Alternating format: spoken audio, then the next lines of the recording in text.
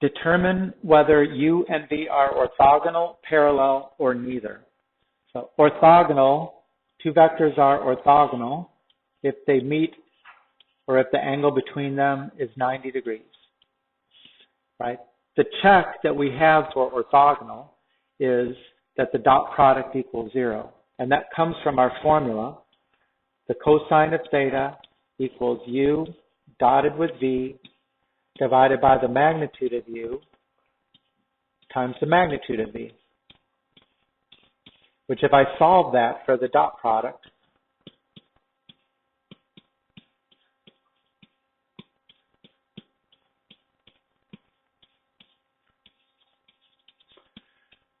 we can see that when theta is 90, cosine of 90 is 0, which means this whole right-hand side is 0. So when cosine is 90, or when theta is 90, the dot product equals 0. So that's our check. If we take the dot product of these two, if it equals 0, then we know that the vectors are orthogonal. So let's do that first. Let's check the orthogonal part. Right? U dot V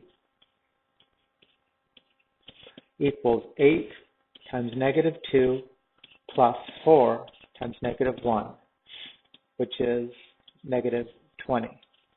So not orthogonal.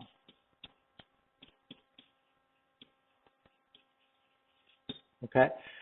So the check to see if they're parallel is if one vector is a scalar multiple of the other.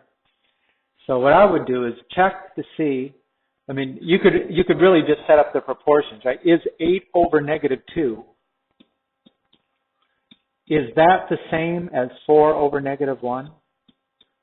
That's the question. And of course, they are. Negative 4, negative 4. So it means that if I multiply negative 2 times negative 4, I get 8.